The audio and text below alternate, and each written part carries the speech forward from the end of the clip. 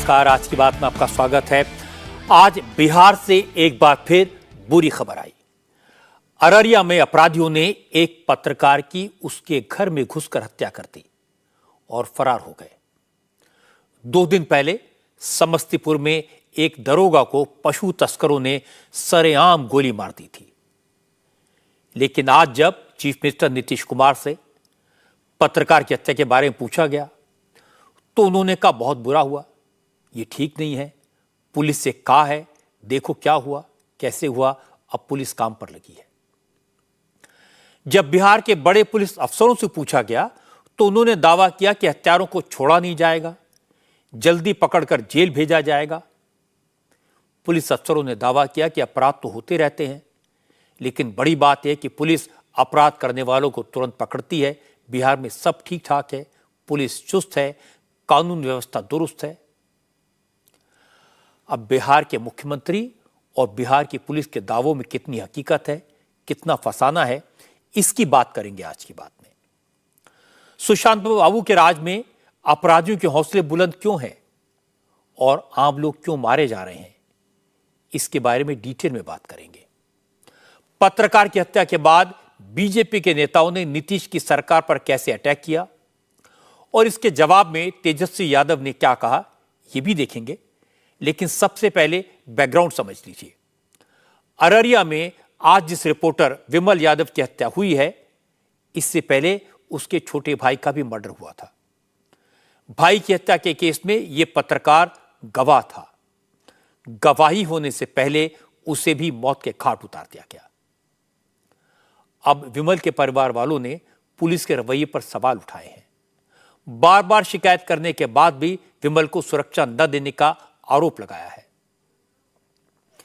दिल को चीरने वाली बात यह है कि ये चीखें सुनाई दे रही हैं।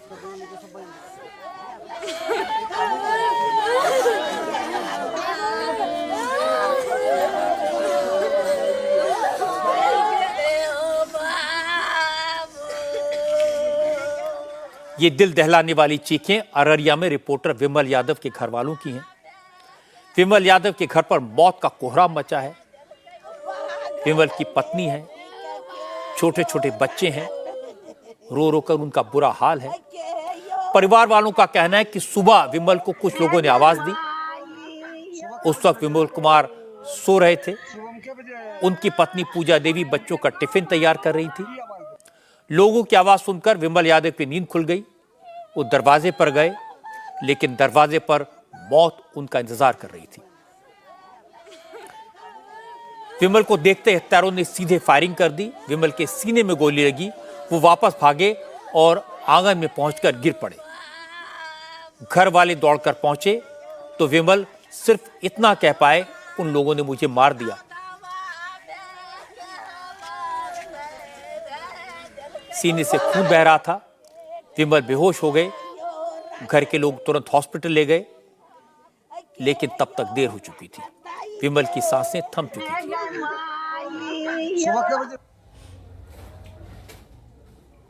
आखिर विमल का आखिर बुलाया किसने था? हम लोग नहीं देखे थे, वो कौन बुलाया उसको? नहीं देखे थे, सुतले थे, सत्संग हो रहा था, हम उठ के घूम फिर रहे थे। इसके बाद हम जाके सोने के लिए गए तो सोए हुए थे। तो सुबह की 5 बज रही थी। बोले कि पप्पू भैया दरवाजा खोलिए, सुबह हो गई। इधर से ये गए खोलने के लिए, हम गए टिफिन बनाने के लिए, दोनों के स्कूल भेजने के लिए। इसी में फटाक के बाद गोली का आया, टीन जैसे खोला कि कलेजे पे ठोक दिया। वो अथी पहने हुआ था, नकाब पहने हुआ था। हाँ, वो सब पहचान नहीं है। अच्छा, कितने लोग थे लमसम? अकेले थे वो। हम लोग देख नहीं क्या नाम हुआ आपका? लेकिन आवाज सुने थे कि पत्रकार विमल कौर यादव दैनिक जागरण के लिए काम करते थे। अपने घर में कमाने वाले इकलौते थे। उनके 2 बच्चे हैं। विमल के छोटे भाई शशि भूषण यादव की 4 साल पहले हत्या कर दी गई थी। छोटे भाई के परिवार की जिम्मेदारी भी विमल ने अपनी ऊपर ली हुई थी और अब विमल की भी हत्या हो गई। उनकी हत्या से दोनों परिवार सदमे में हैं। अब घर में सिर्फ विधवा मां है, छोटे छोटे नाबालिग बच्चे हैं, उनकी बहनें, ये सब अनाथ हैं। पापा क्या कहे थे तुम लोगों से? विमल यादव का बेटा अभिनव स्कूल में पढ़ता है। घटना के वक्त वो सो रहा था। अभिनव ने बताया कि पड़ोसियों ने 4 लोगों को उनके घर में आते हुए देखा था। सबने मुंह पर नकाब बांधे हुए थे और उनको पहचाना नहीं जा सका।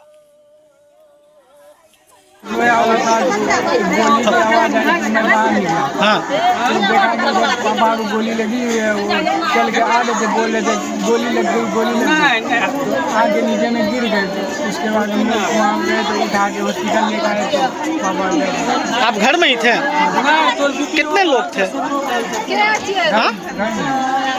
अकेले थे वो लोग शायद अड़ोस पड़ोस के आदमी बोल रहे थे 4 आदमी 4 आदमी थे। जैसे ही विमल यादव की हत्या की खबर फैली तो अररिया के तमाम पत्रकार उनके घर पहुंच गए। पत्रकारों ने बताया कि विमल अपने भाई की हत्या के केस में गवाह थे। उनकी गवाही होने वाली थी, इसलिए उन्हें धमकियां दी जा रही थी। विमल ने पुलिस को उसकी जानकारी दी थी, लेकिन पुलिस ने कुछ नहीं किया और आज विमल की हत्या हो गई। अररिया जिला पत्रकार संघ के अध्यक्ष अमरिंद्र कुमार ने कहा कि अगर अब भी प्रशासन सतर्क नहीं हुआ तो आगे और बड़ी घटना हो सकती है।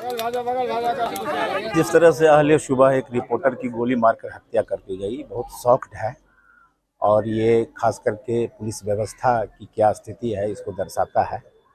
और जो आम चर्चा है उसके हिसाब से उसकी भाई की भी 2 वर्ष पूर्व हत्या हुई थी और उसके सिलसिले में वो सक्रिय थे।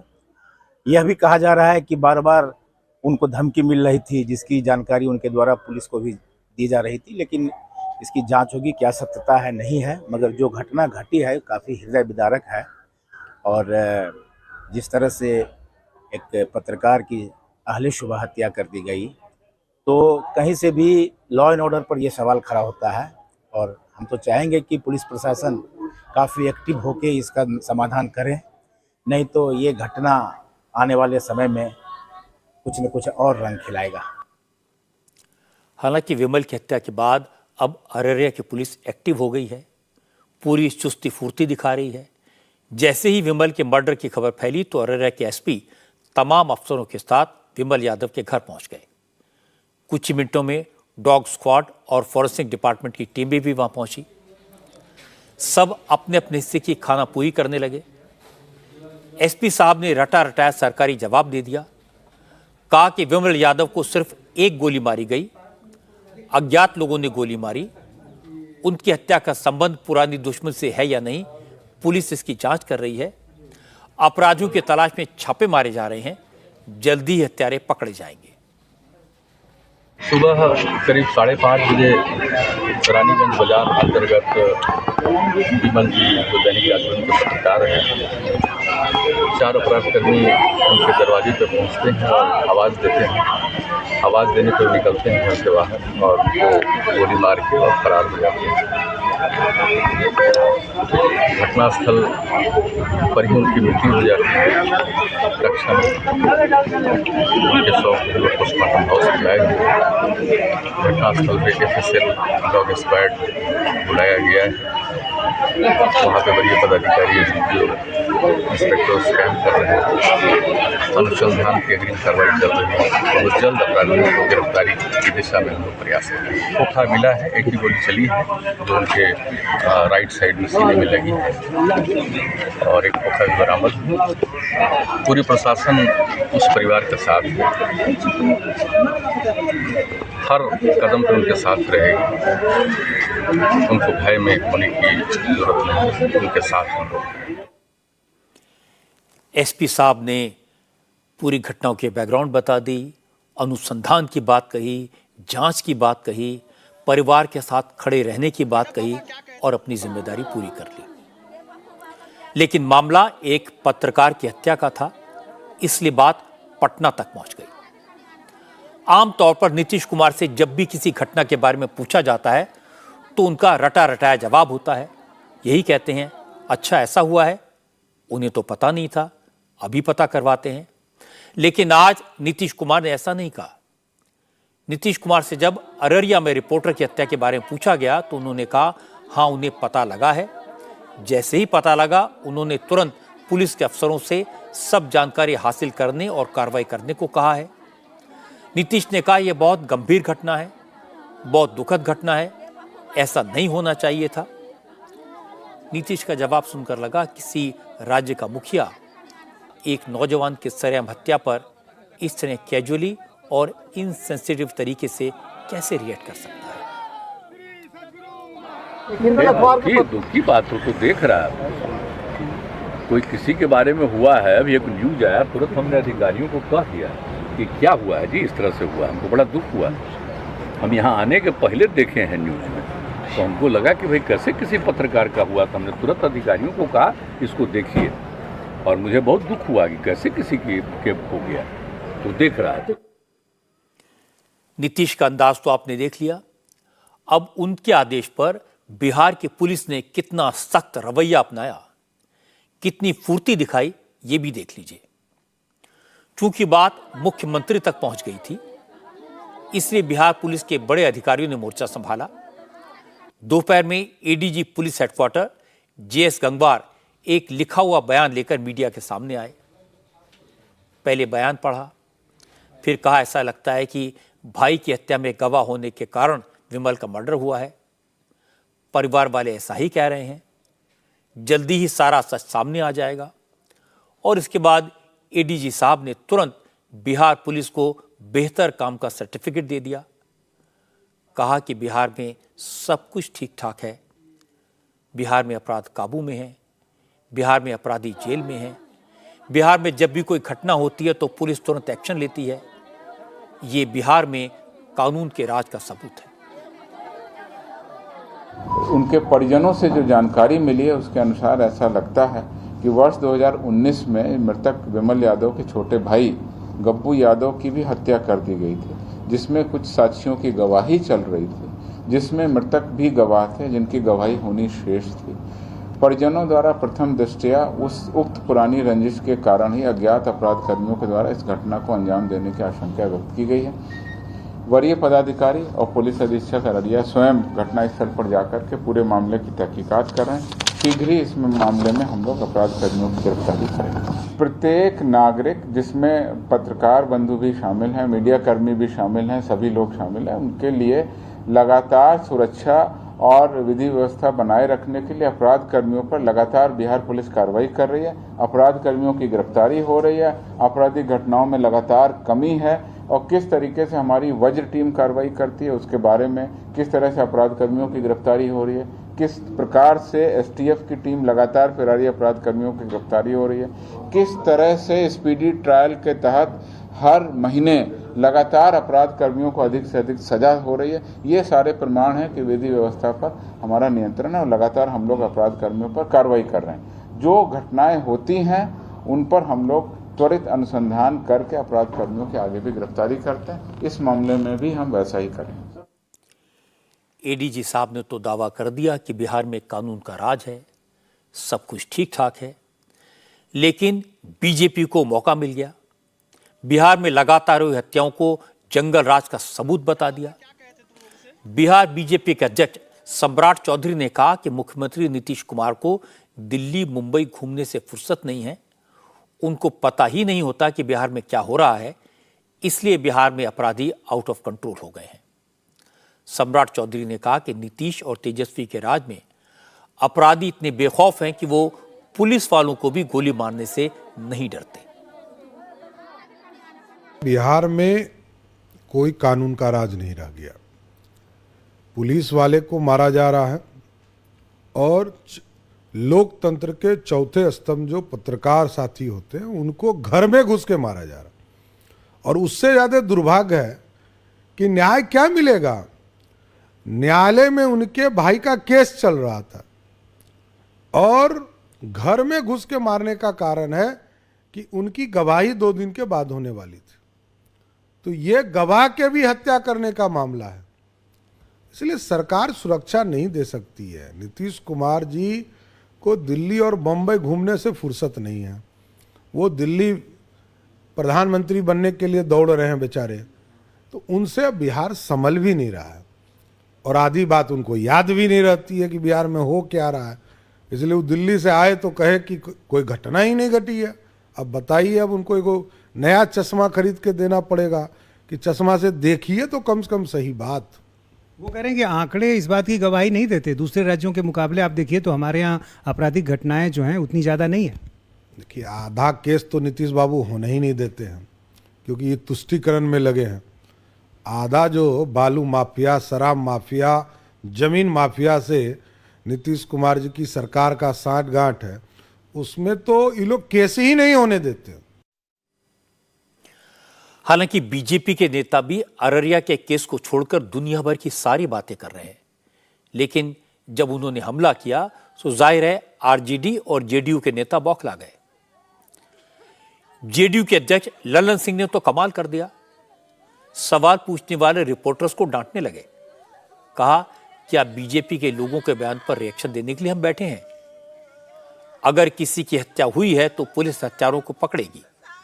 ललन सिंह ने कहा कि बीजेपी के नेता बिहार पर खूब बोलते हैं, लेकिन मणिपुर पर उनकी जुबान नहीं खुलती, जो 3 महीने से चल रहा है। बीजेपी नेताओं के पास कोई काम नहीं है, सिर्फ अनाप शनाप बयान देते रहते हैं, ये कहा ललन सिंह ने। हत्या की हो गई है तो उसमें हत्यारे जो है उनका पकड़े जाएंगे, प्रशासन काम करेगा। पर बीजेपी तो सवाल उठा रही है कि अरे बीजेपी को छोड़िए ना, बीजेपी अपने प्रदेशों में न जाके देखे। गुंडा राज स्थापित हो गया तो मणिपुर में 3 में, अरे छोड़िए ना, आपके कह देने से गुंडा राज स्थापित हो गया है। बीजेपी का दावा करने से मणिपुर 3 मई से जल रहा है, तो बीजेपी कहे नहीं मणिपुर के पर जाके देखती है। सम्राट चौधरी कह रहे हैं कि छोड़िए ना, हर आदमी का जवाब थोड़ी दिया जाता है। कह रहे हैं कि नया चश्मा लगाना, छोड़िए ना, उनको अपना चश्मा बदल ले। सर एक सवाल है, नीतीश कुमार दिल्ली गए, उस दौरे पर सवाल उठ रहा है सर, कह रहे हैं कि बिहार नहीं संभल रहा और दिल्ली। एक मिनट जरा, क्या है?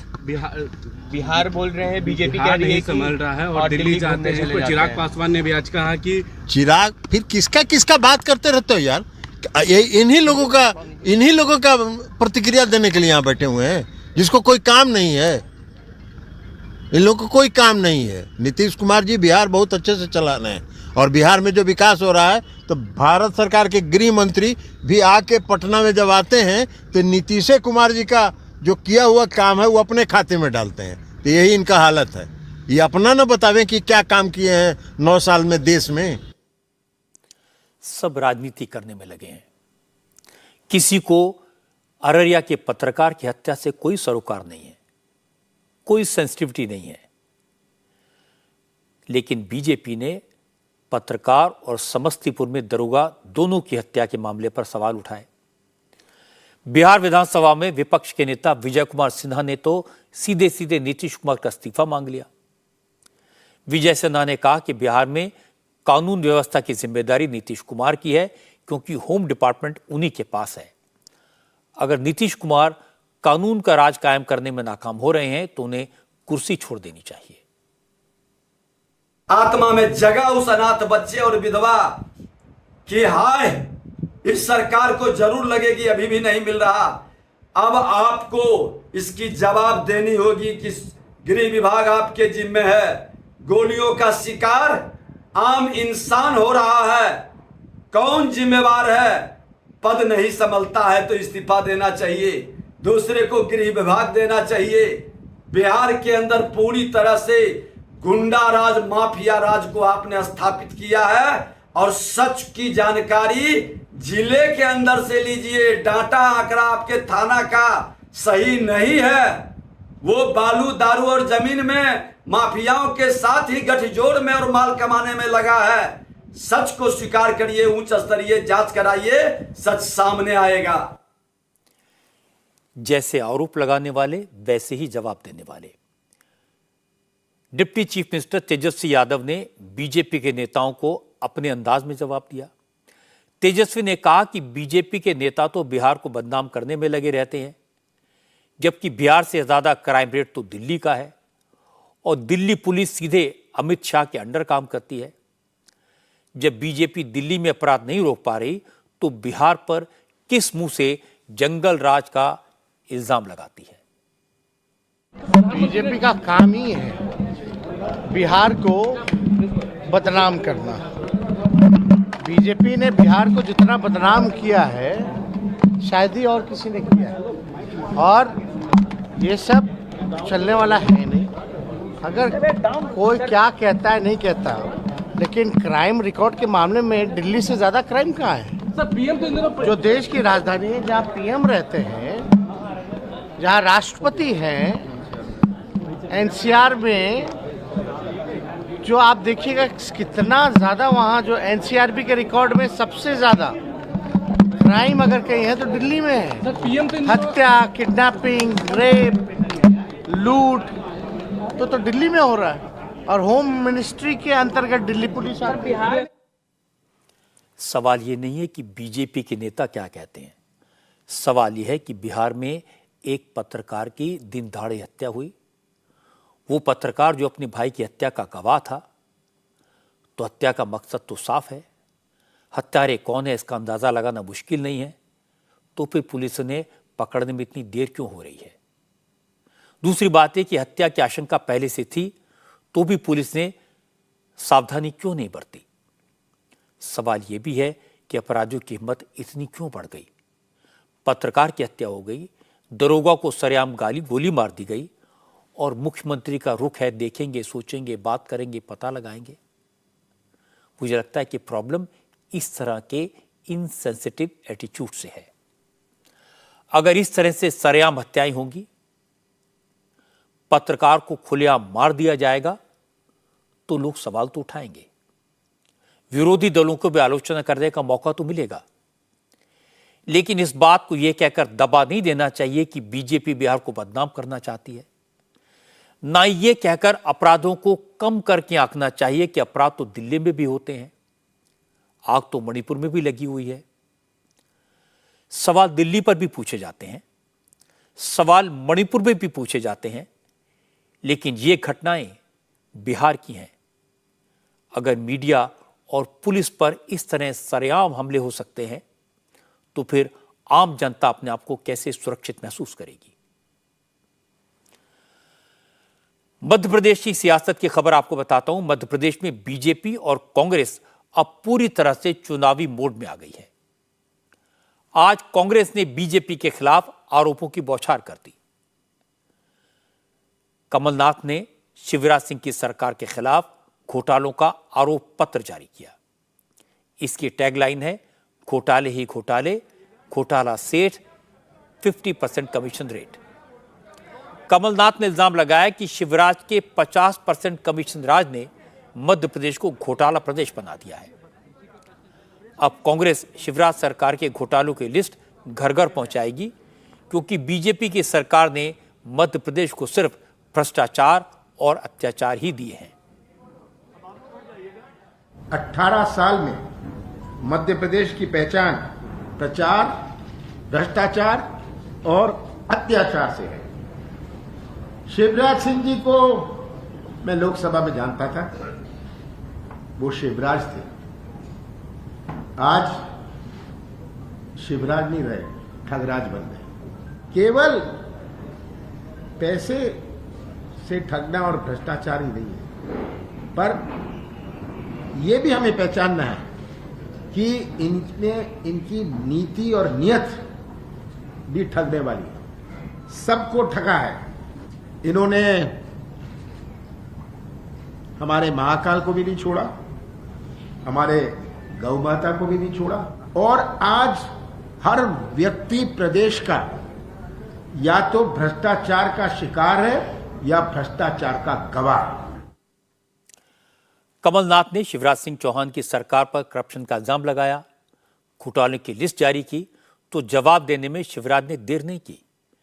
शिवराज सिंह चौहान ने कहा कि कमलनाथ इधर उधर की बातें न करें, ये बताएं कांग्रेस के उम्मीदवारों की लिस्ट कहां है, क्योंकि वो तो दावा कर रहे थे कि चुनाव से 1 साल पहले सूची जारी कर दी जाएगी। शिवराज ने कहा, जहां तक आरोपों का सवाल है तो कांग्रेस समझ रही है कि उसकी हार तय है, इसलिए बौखलाहट में इस तरह के आरोप लगाए जा रहे हैं। उन्होंने कहा कि कमलनाथ 2 दिन इंतजार कर लें, बीजेपी अपने काम का पूरा हिसाब जनता के सामने रख देगी। कांग्रेस बौखला गई है, इसलिए उल जलूल आरोपों पे उतर आई है, लेकिन जनता का जो प्यार और आशीर्वाद मिल रहा है वो अद्भुत और अभूतपूर्व है। युद्ध स्तर पर हमारी तैयारियां चल रही है। कांग्रेस कह रही थी कि 1 साल पहले उम्मीदवार घोषित करेंगे, 6 महीने पहले उम्मीदवार घोषित करेंगे, लेकिन भारतीय जनता पार्टी ने तो अपने उम्मीदवार के घोषित कर दिए। अभी 20 तारीख को फिर हमारे नेता केंद्रीय गृह मंत्री माननीय अमित शाह जी भोपाल आ रहे हैं। वो रिपोर्ट कार्ड जारी करेंगे सरकार का। हमने जो काम किया है उनके बारे में बताएंगे।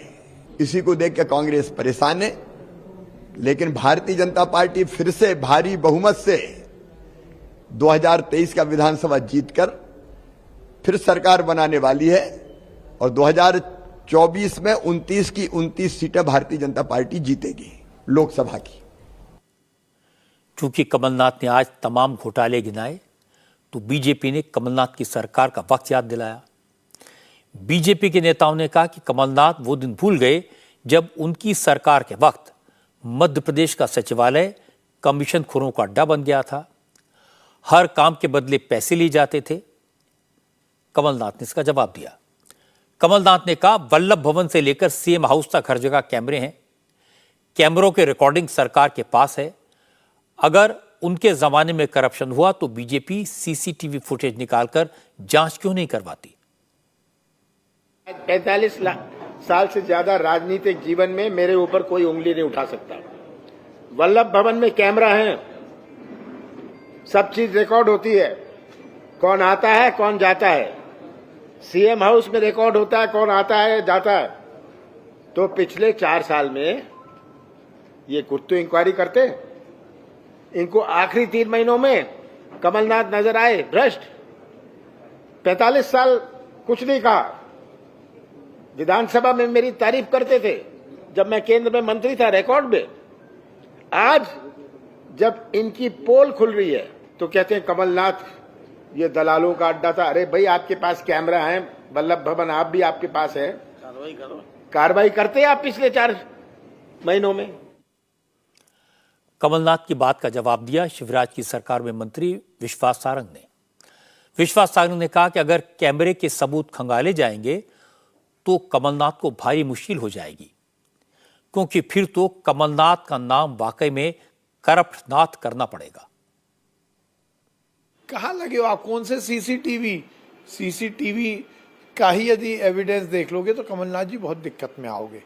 केवल जमा खर्च करना, गलत नैरेटिव सेट करना, चुनाव को गलत दिशा में लेके जाना। और आप देखिए, चुनाव आते आते कांग्रेस ऐसे ही करने वाली है कि ये सब कांग्रेस के डर्टी ट्रिक्स डिपार्टमेंट का काम है। और ये आज से नहीं, आदि अनादि काल से कांग्रेस कार्यालय में एक अलग डिवीजन होता है चुनाव के समय डर्टी ट्रिक्स खेलना। अब उनको सोशल मीडिया का एक हथियार मिल गया, बिना किसी तथ्य, बिना किसी बेस के आरोप लगाना। देखिए, आरोप से काम नहीं चलेगा। करप्टनाथ कमलनाथ भ्रष्टाचार पर बिना बात की सीख देने की कोशिश ना करें। ऐसा लगता है कि मध्य प्रदेश में कांग्रेस कर्नाटक वाला फॉर्मूला पूरी तरह अपना रही है। उसे लगता है यहां भी एंटी इनकम्बेंसी का फायदा मिल सकता है। कर्नाटक में 40% कमीशन का नारा लगाया था, मध्य प्रदेश में 50% का नारा दे दिया। वहां जनता के लिए मुफ्त गारंटीज का ऐलान किया था, यहां भी कर दिया। वहां बजरंगबली का नाम लिया था, यहां भी हनुमान जी को याद किया। वहां भी कांग्रेस ने बीजेपी की लोकल लीडरशिप में नाराजगी का फायदा उठाया था, यहां भी बीजेपी में गुटबाजी और गुना ग्वालियर संभाग में सिंधिया को लेकर लोकल नाराजगी का फायदा उठाने की कोशिश की जा रही है। कर्नाटक में रणदीप सुरजेवाला ने कमान संभाली थी, मध्य प्रदेश में भी सुरजेवालों को तैनात कर दिया गया है। लेकिन ये कर्नाटक नहीं है, यहां मुकाबला शिवराज सिंह चौहान से है। शिवराज बराबर की चोट करते हैं। बीजेपी का नेतृत्व शिवराज के साथ खड़ा है। नरेंद्र मोदी ने मध्य प्रदेश की जिम्मेदारी अमित शाह को सौंपी है। अमित शाह ने काम शुरू कर दिया है। 4 बार मध्य प्रदेश का दौरा कर चुके हैं, समितियां बना दी हैं, सबकी जिम्मेदारी तय कर दी है, उम्मीदवारों की पहली लिस्ट भी जारी कर दी। और अब अमित शाह 2 दिन बाद फिर भोपाल जाएंगे। पहले शिवराज सिंह की सरकार का रिपोर्ट कार्ड जनता के सामने रखेंगे। इसके बाद ग्वालियर जाकर ज्योतिरादित्य सिंधिया के इलाके के नेताओं के साथ बात करेंगे और उसके बाद बीजेपी का चुनावी अभियान पूरे रंग में आएगा। इसलिए अभी भले ही कांग्रेस के नेताओं को लग रहा हो कि मध्य प्रदेश में लड़ाई आसान है, लेकिन अगले हफ्ते से जब बीजेपी नेताओं के रैलियों की कारपेट बॉम्बिंग होगी, तब पता लगेगा कौन कितने पानी में है। आज उत्तर प्रदेश कांग्रेस के नए बने अध्यक्ष अजय राय ने एक बड़ी बात कह दी। अजय राय ने ऐलान कर दिया कि राहुल गांधी अमेठी से ही लोकसभा का चुनाव लड़ेंगे। 2024 में राहुल गांधी अमेठी से मैदान में उतरेंगे और जीतेंगे, क्योंकि अमेठी की जनता ने स्मृति ईरानी का काम देख लिया। अब अमेठी की जनता फिर राहुल गांधी की राह देख रही है। अजय राय ने कहा कि अगर प्रियंका गांधी चाहें तो वाराणसी से लड़ सकती हैं। कांग्रेस के कार्यकर्ता उनके लिए जान लगा देंगे। बिल्कुल राहुल गांधी अमेठी से लड़ेंगे। अमेठी के लोग यहाँ आए हैं और जहां से प्रियंका गांधी जी की इच्छा बनारस अगर होगी, हमारा एक कार्यकर्ता उनके लिए जान लड़ा देगा। स्मृति ईरानी कहती है कि राहुल गांधी अमेठी इस बार भी नहीं आएंगे, भाग जाएंगे। अब स्मृति ईरानी खुद ही बौखला गई हैं। 13 रुपए किलो में चीनी दिलवा रही थी, दिलवा पाई? उनसे पूछिए, 13 रुपए किलो में हमारे लोग आए अमेठी के, उनसे पूछिए। कहा था कि 13 रुपया में आपको चीनी मिलेगा और कमल का बटन दबाइए, वो 13 रुपए का चीनी कहाँ गया? जनता को जवाब दे। 24 में दिखाई देगा और हर चुनाव आप देखिएगा कांग्रेस पार्टी का परचम लहराएंगे, आपसे वादा करते। अजय राय को कल ही राहुल गांधी ने उत्तर प्रदेश कांग्रेस का अध्यक्ष बनाया है और अजय राय ने आज राहुल गांधी के बारे में ऐलान कर दिया। अजय राय 2014 और 2019 में वाराणसी से नरेंद्र मोदी के खिलाफ चुनाव लड़ चुके हैं। दोनों बार बुरी तरह हार चुके हैं। बीजेपी के नेताओं ने अजय राय को इतिहास याद दिलाया। सुधांशु त्रिवेदी ने कहा, एक दौर था जब यूपी में कांग्रेस 80 सीटें जीतती थी, अब सिर्फ 2-3 सीटें जीतने पर जोर लगाती है। कांग्रेस की हालत अब कैसी हो गई है, ये सबके सामने है। वो कह रहे हैं राहुल गांधी जी अमेठी से लड़ेंगे और प्रियंका जी जहां से लड़ना चाहे लड़ें। यानी एक सांसद है और जिन दो की बात हो रही, तीनों सिर्फ परिवार के लोग हैं। बस यही अंतर है कि हम पार्टी को परिवार मानते हैं और वो परिवार को पार्टी मानते हैं। और उससे अधिक महत्वपूर्ण बात देखिए, यानी अब जीतने जिताने की बात की चर्चा भी 2 सीटों से ज़्यादा की नहीं हो रही है। यानी एक दौर था जब कांग्रेस इसमें उत्तर प्रदेश में 80-85 सीटें भी जीती हुई है। 60-70 सीटें तो वो जब तक जीतते रहते थे और उनके लिए 2-3 सीटें, मैंने एक किस्सा सुना था, कांग्रेस के सीनियर नेता ने बताया था कि 91 के चुनाव में जब सिंबल अलग से जाता था, सिंबल देर में पहुंचा तो राजीव गांधी जी ने कहा 2-3 सीटें गड़बड़ा गई, कोई नहीं जाने दो। तो जो कहते थे 2-3 सीटें जाने दो, आज सारी आशा आकांक्षा 2-3 सीटों पर लगाए बैठे हैं। यानी आज तो उतनी भी मैं नहीं है मैखाने में जितनी कि हम छोड़ दिया करते थे पैमाने में। ये कांग्रेस के आज के वक्तव्य से दिखाई पड़ रहा है। राहुल गांधी इस वक्त लेह में है, वह फुटबॉल का मैच देख रहे हैं। इसलिए यह कहना तो मुश्किल है कि अजय राय ने राहुल गांधी से पूछकर अमेठी से उनकी उम्मीदवारी का ऐलान किया या नहीं। लेकिन इतना अच्छा हुआ कि कम से कम उन्होंने ये नहीं कहा कि राहुल सिर्फ अमेठी से ही चुनाव लड़ेंगे। कम से कम राहुल के पास वायनाड का स्कोप तो बचा रहेगा। लेकिन अजय राय ने प्रियंका गांधी के लिए जरूर मुसीबत खड़ी कर दी। अब अगर कांग्रेस को प्रियंका चुनाव में मैदान में उतारेगी तो उनके लिए सीट का फैसला करना मुश्किल होगा। अगर वाराणसी से प्रियंका को नहीं उतारा गया तो बीजेपी कहेगी कि कांग्रेस ने पहले ही मोदी से हार मान ली। और अगर प्रियंका को वाराणसी उतारा गया, बनारस से वो मोदी के खिलाफ उम्मीदवार हुई, तो प्रियंका का काफी नुकसान हो जाएगा। क्योंकि 1991 के बाद से वाराणसी की सीट पर हमेशा बीजेपी की जीत हुई है और नरेंद्र मोदी ने पिछले 2 चुनाव रिकॉर्ड वोटों से जीते हैं। इसलिए लगता है कि अजय राय अति उत्साह में कुछ ज्यादा बोल गए। उन्होंने राहुल और प्रियंका दोनों के लिए मुसीबत खड़ी कर दी। अब आपको महाराष्ट्र की सियासत का हाल बताता हूं। महाराष्ट्र में एक बार फिर एकनाथ शिंदे की शिवसेना के एक नेता के बयान को लेकर विवाद हो गया। असल में एकनाथ शिंदे गुट के विधायक भरत गोगावले ने रायगढ़ के एक प्रोग्राम में कह दिया कि एकनाथ शिंदे सिर्फ अपने बलबूते पर मुख्यमंत्री नहीं बने। जिस तरह शिवाजी महाराज ने अपने सैनिकों के दम पर हिंदवी स्वराज्य की स्थापना की, उसी तरह एकनाथ शिंदे को भी कई विधायकों के सपोर्ट से महाराष्ट्र की सत्ता मिल पाई। इसके बाद भरत गोगावले ने यह भी कह दिया कि शिंदे की सरकार में बनने वाले मंत्रियों की लिस्ट में उनका भी नाम था, लेकिन कुछ विधायकों ने शिंदे पर प्रेशर बनाया और उनका नाम लिस्ट से कट गया, वेटिंग लिस्ट में चला गया। भरत गोगावले ने कहा उनके सपोर्टर चाहते थे कि वो मिनिस्टर बने, लेकिन उन्हें मंत्री नहीं बनाया गया।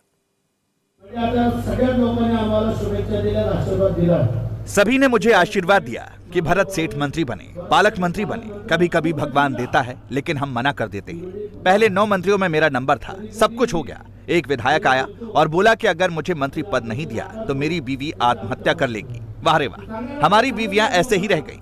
एक आया और बोला कि अगर मुझे मंत्री नहीं बनाया गया तो नारायण राणे मेरी राजनीति खत्म कर देगा। एक ने कहा कि अगर मुझे मंत्री नहीं बनाया तो मैं इस्तीफा दे दूंगा।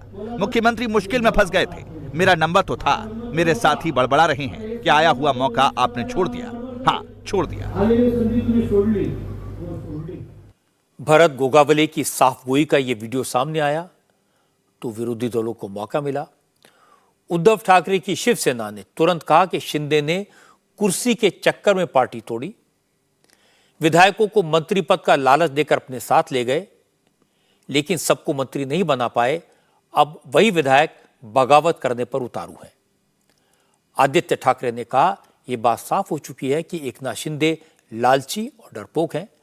अगर वो बीजेपी के साथ जाकर सरकार नहीं बनाते तो आज जेल में होते। वो विधायक कहाँ बात करते हैं, किससे किससे बात करते हैं, ये तो आपको पता है। बात तो सही है कि मुख्यमंत्री डरपोक है और मैं दोहराऊंगा, हर जगह दोहराऊंगा, क्योंकि अगर डरपोक ना होते तो हमसे वो गद्दारी ना करते, क्योंकि उनको पता था कि अगर वो भाजपा में ना जाते, वॉशिंग मशीन में ना जाते तो जेल में जाते। सीएम को ब्लैकमेल किया जा रहा है, एक बहुत बड़ा आरोप है उनके विधायक लगा रही है। इसी किस तरह से आप मंत्री बनने के लिए विधायक? अभी मैंने तो कहा है, परसों भी कहा था कि ये एक्सपेंशन होने वाला नहीं है और ये सरकार गिरेगी, तो बात तय है। कांग्रेस के लीडर और महाराष्ट्र असेंबली में विपक्ष के नेता विजय वडेट्टीवार ने कहा कि अगर चीफ विप ऐसी बात कह रहा है तो इसका मतलब यह है कि यह सरकार सिर्फ कुर्सी के लालच में चल रही है, सब मंत्री बनने के चक्कर में है, किसी को महाराष्ट्र की कोई फिक्र नहीं है। विजय वडेट्टीवार ने कहा कि यह सरकार अब ज्यादा दिन नहीं चलेगी। मेरे ख्याल से स्पोक्स पर्सन है भी और चीफ विप भी है। तो चीफ विप होने के चीफ विप अगर ऐसी बातें करता है कि मैं मंत्री पद इसलिए नहीं लिया कि सीएम की कुर्सी के धोखा था, और वो कहते हैं कि एक तो बीबी को छोड़कर बीबी सुसाइड करने की बात की, दूसरा कहता है कि वो खुद सुसाइड होने की धमकी दिया, तीसरा कहता है कि नारायण राणे का डर था कि मैं इसलिए मंत्री बनाओ करके पैर छुआ, और कोई कहेगा मेरा माँ कल भांजा आके चिल्लाएगा कि मामा को मंत्री बनाओ नहीं तो मैं मरूंगा, मैं सुसाइड करूंगा। कल कोई खुद आके बोलेंगे सब आमदार नहीं करेंगे तो हम देख लेंगे। तो उसके जो चल रहा है ये सब ड्रामा चल रहा है महाराष्ट्र में, जो नौटंकी चल रही है। सरकार के नाम पर सत्ता के भूखे लोग इस जगह बैठे, जो भूख इनकी कभी कम नहीं होती। सत्ता की भूख इनको इतनी लगी है कि महाराष्ट्र लूट के बर्बाद हो जाए तो भी हर एक को मंत्री बनना है। अब सवाल है कि भरत गोगावले कितने नाराज हैं। क्या वाकई में अगर उन्हें मंत्री नहीं बनाया गया तो बगावत कर देंगे? इस सवाल का जवाब दिया एकनाथ शिंदे की शिवसेना के एमएलए संजय शिरसाट ने। संजय शिरसाट ने कहा कि पार्टी में नाराजगी की कोई बात नहीं है, भरत गोगावले इमोशनल आदमी है, ये बात यूं ही कहती होगी। ये जो उठाव के बाद जो मंत्रिमंडल का विस्तार हुआ उसमें कुछ चीज़ जो रहती है वो समझ लेना चाहिए, वो हमने भी समझी है, सीएम साहब भी समझते हैं, और भरत सेठ ने जो कहा है वो थोड़ा इमोशनली कुछ बोला गया होगा तो पता नहीं। वो मंत्रिमंडल मंत्री पद ये हमारे सामने सब्जेक्ट नहीं है। हर पार्टी में हर आदमी को मंत्री पद नहीं दिया जाता है, और जब भी विस्तार होगा जब वो सोचेंगे, लेकिन उसके लिए कोई नाराज़गी वाली बात अभी तो नहीं है। हमारे 40 के 40 विधायक जो शिंदे के साहब के साथ खड़े थे आज भी उतने डट के खड़े, और कोई भी उनके अंदर मतभेद नहीं है। बीजेपी के लीडर और महाराष्ट्र सरकार के मंत्री सुधीर मुनगंटीवार ने कहा कि भरत गोगावले ने मजाक में ऐसी बात कहती होगी, इसे गंभीरता से नहीं लेना चाहिए। ब्लैकमेलिंग की बात को शिवसेना जो उद्धव ठाकरे की पार्टी है जानबूझकर हवा दे रही है। विपक्ष के बातों पे आप गंभीरता नहीं करनी चाहिए, इसको एक मजाक के रूप में लेना चाहिए कि सत्ता जाने के बाद जब ऐसे सत्ता का गम होता है तो ये गम से निकले हुए जन्म लेने वाले शब्द है। वो तो कुछ भी कहेंगे, ब्लैकमेलिंग वाली सरकार है। अरे आपने जब 28 नवंबर 2019 को इस महाराष्ट्र की जनता का अवमान करते हुए शपथ ली, आपने भारतीय जनता पार्टी के साथ चुनाव लड़ा, बाद में बेईमानी की, जनादेश का अवमान किया, जनता के साथ गद्दारी की, उनको क्या अधिकार है ऐसी बातें कहने का? भरत गोगावले के बयान को लेकर इतनी सियासत हो गई, इतना विवाद खड़ा हो गया, तो गोगावले एक बार फिर कैमरे के सामने आए। इस बार उन्होंने कहा कि वो तो सिर्फ शिवाजी महाराज की बात कर रहे थे, उनकी बातों को गलत तरीके से सामने रखा गया। मंत्री पद को लेकर उनके मन में कोई नाराजगी नहीं है। मैं सब जो लाइन से बताया था कैसे कैसी बात है, उसमें गलत ऐसा कुछ बोला नहीं। शिवाजी महाराज के ऊपर हम लोग ने बातें की। शिवाजी महाराज छत्रपति बन गए तो उनके साथ उनके जो के मावले थे, बोले तो तानाजी मालुसरे थे, एसाजी कंग थे, बाजी प्रभु देशपांडे थे, मुरारबाजी थे, ऐसे जो मावले थे कि उन्होंने अपना बलिदान दिया, तो वो उस वजह से शिवाजी महाराज छत्रपति बन गए। वो हिसाब से हम लोग बोले थे। हम लोग 50 लोग एक साथ मुख्यमंत्री के साथ आए, इसलिए हम लोग को बोलते, बाकी कुछ नहीं। नाराजगी है? नहीं, नाराजगी कोई नहीं। नाराजगी होती तो अभी इतना टाइम चलता था, तो क्या कोई रुकावट आई है क्या? इन सारी बातों का छत्रपति शिवाजी महाराज से तो कोई लेना देना नहीं है। दो बातें क्लियर हैं। अगर भरत गोगावले ये कह रहे हैं कि मंत्री न बनाए जाने से उन्हें कोई फर्क नहीं पड़ता, उनके दिल में कोई कसक नहीं है, तो वो सरासर झूठ बोल रहे हैं।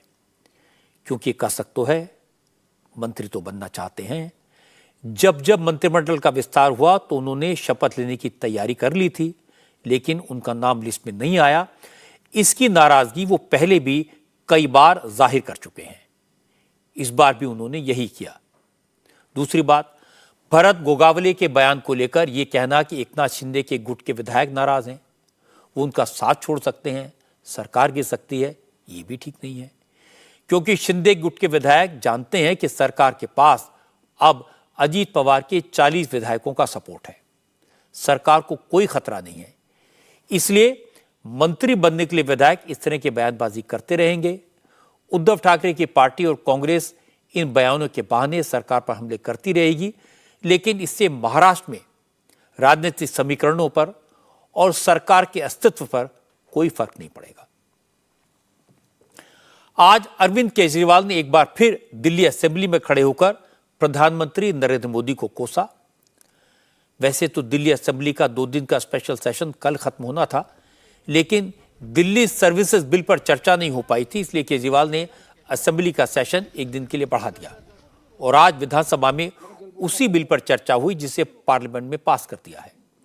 दिन भर आम आदमी पार्टी के विधायकों ने केंद्र सरकार को कोसा और आखिर में अरविंद केजरीवाल बोले। क्योंकि विपक्ष का कोई मेंबर सदन में नहीं था, बीजेपी के विधायकों ने वॉकआउट कर दिया था, इसलिए भाषण एक तरफा हुए। केजरीवाल ने कहा कि केंद्र सरकार ने संसद में बहुमत का फायदा उठाकर दिल्ली की जनता के अधिकारों को कुचल दिया। नरेंद्र मोदी उनसे डरते हैं, इसलिए ऐसा बिल लेकर आए। केजरीवाल ने कहा कि बीजेपी ने सारे फॉर्मूले अपनाकर देख लिए, लेकिन आम आदमी पार्टी को हरा नहीं पाए, तो अब मोदी सरकार संघीय मॉडल का कानून लाई है, लेकिन बीजेपी ने जो पाप किया उसका अंजाम उन्हें भुगतना पड़ेगा। केजरीवाल ने यह भी कहा कि अब वो अगला चुनाव दिल्ली को पूर्ण राज्य का दर्जा देने के मुद्दे पर लड़ेंगे। माननीय गृह मंत्री अमित शाह जी का भाषण सुना मैंने, 2 घंटे भाषण दिया उन्होंने। उस 2 घंटे में एक लाइन भी उन्होंने ये नहीं बताई कि इस बिल को लाने से इस देश की जनता का क्या फायदा होगा, दिल्ली की जनता का क्या फायदा। बार बार बस एक ही लाइन बोल रहे थे, हमारे पास पावर है, संविधान ने हमें पावर दी है ये कानून लाने की, हमारे पास पावर है, सुप्रीम कोर्ट ने हमें पावर। अरे पावर तो तुम्हारे पास सारी है, तो डुबोगे क्या इस देश को, लेके डुबोगे क्या इस देश को, मारोगे क्या लोगों को, तानाशाही करोगे क्या इस देश के ऊपर, कत्लेआम करोगे क्या लोगों का। पावर तो सारी है तुम्हारे पास, तो पाप अगर करोगे तो आपको उसका तो परिणाम भुगतना ही पड़ेगा और इसी जन्म में भुगतना पड़ेगा। किसी ने सही कहा है, ये जिंदगी भर यहीं बैठेंगे और अभी तो 8 हैं, देखना अगली बार 2 भी नहीं बचेंगे। डेमोक्रेसी के कई सिस्टम होते हैं, कोई कहता है वेस्टमिंस्टर मॉडल, कोई कहता है प्रेसिडेंशियल फॉर्म ऑफ डेमोक्रेसी, कोई कहता है पार्लियामेंट्री फॉर्म ऑफ, अलग अलग मॉडल हैं। ये जो बिल आए हैं इसमें 3 मेंबर कमेटी बनाई है जिसमें मुख्यमंत्री होगा और 2 अफसर उसके सर पे बैठे होंगे। ये कौन सा मॉडल है? भगवान ही जानता ये कहां से लाए हैं। आरएसएस वालों का सबसे खुराफाती दिमाग होता है। ये संघी मॉडल है। अगर मॉडल यही है कि देश का एक प्रधानमंत्री होगा, 32 गवर्नर होंगे और वो प्रधानमंत्री दिल्ली में बैठ के और उन 32 गवर्नर के जरिए पूरा देश चलाएगा, तो मैं प्रधानमंत्री जी को कहना चाहता हूं कि 1000 साल तो क्या 5 साल भी आपका ये मॉडल 140 करोड़ लोग मिलके इस मॉडल को चलने नहीं देंगे आपका। मैं उनको कहना चाहता हूं कि इस दुनिया में कोई माई का लाल पैदा नहीं हुआ जो दिल्ली की जनता को या तो झुका दे और या तोड़ दे। दुनिया में कोई माई का लाल पैदा नहीं हुआ जो केजरीवाल को झुका दे या केजरीवाल को तोड़ दे। और मेरा जिस वक्त केजरीवाल केंद्र सरकार और प्रधानमंत्री के खिलाफ बोल रहे थे उस वक्त बीजेपी के नेता सदन में नहीं थे, क्योंकि सीएजी रिपोर्ट पर चर्चा को लेकर बीजेपी के विधायकों को बोलने की परमिशन नहीं मिली तो बीजेपी ने वॉकआउट कर दिया था। इसलिए जब विधानसभा की कार्रवाई खत्म हो गई तो बीजेपी के नेताओं ने केजरीवाल पर हमला किया। दिल्ली बीजेपी के अध्यक्ष वीरेंद्र सचदेव ने कहा, विधानसभा दिल्ली के लोगों के मुद्दों पर चर्चा के लिए है, लेकिन केजरीवाल असेंबली का इस्तेमाल अपनी राजनीति चमकाने के लिए कर रहे हैं। ये दिल्ली के लोगों के साथ धोखा है। जो सच्चाई है, जो समस्या दिल्ली के समस्याओं से रिलेटेड है, उसको छोड़कर अरविंद केजरीवाल चांद पर जाने की बात करेंगे, हर बात पे बात करेंगे, लेकिन जो काम दिल्ली की जनता ने तुम्हें दिया है वो तुमसे होता नहीं है, उस पर बात करने को तैयार नहीं है। इसलिए मैं कह रहा हूँ अरविंद केजरीवाल के लिए दिल्ली विधानसभा का मंच उनकी राजनीतिक खींच और राजनीतिक कुंठा को दर्शाने का एक मंच है। बीजेपी विधायक ओम प्रकाश शर्मा ने कहा कि जब दिल्ली सेवा बिल संसद के दोनों सदनों से पास हो चुका है तो केजरीवाल छाती क्यों पीट रहे हैं? अब इससे कोई फायदा नहीं होने वाला। निश्चित रूप से अपनी छाती पीटने के अलावा केजरीवाल के पास अब कुछ बचा नहीं है, क्योंकि समन्वय के नाते अफसरों और एलजी और केंद्र सरकार से जो पिछली सरकारें समन्वय स्थापित करके जो कार्य करा लेती थी, अब वो स्थिति से बाहर निकल चुके हैं, क्योंकि हर व्यक्ति से लड़ना है, हर व्यक्ति को गाली देनी है और चीज़ों को जब खराब करना है और जब समन्वय खत्म हो जाता है तो सरकार में काम नहीं होता। ये बात सही है कि कानून संसद में पास हो गया है। अब केजरीवाल सिर्फ आरोप लगाने के अलावा और कुछ नहीं कर सकते, लेकिन नोट करने वाली बात यह है कि केजरीवाल की सरकार ने नए कानून के मुताबिक काम शुरू कर दिया है। दिल्ली सरकार के मंत्री आतिशी ने नए कानून के अनुसार मीटिंग्स करनी शुरू कर दी हैं, लेकिन केजरीवाल राजनीति के चतुर खिलाड़ी हैं। वो काम कानून के हिसाब से करेंगे और जनता के सामने यही कहेंगे कि केंद्र सरकार उन्हें पहले भी काम नहीं करने देती थी, अब तो कानून बनाकर उनके हाथ बांध दिए गए हैं, इसलिए वो दिल्ली की जनता के लिए कुछ नहीं कर पा रहे। केजरीवाल ने असेंबली के 3 दिन के सेशन में यही किया। तीनों दिन मोदी सरकार पर हमले किए। ये केजरीवाल का पुराना फॉर्मूला है। उनकी रणनीति यही है कि केंद्र सरकार को जो करना है कर ले, अब वो राजनीति में इसका पूरा फायदा उठाने की कोशिश करेंगे।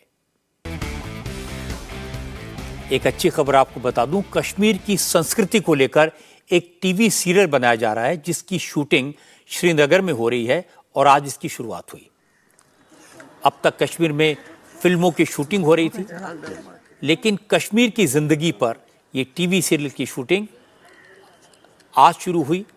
पश्मीना नाम के इस टीवी सीरियल का मुहूर्त shot lieutenant governor Manoj Sinha की मौजूदगी में शूट किया गया।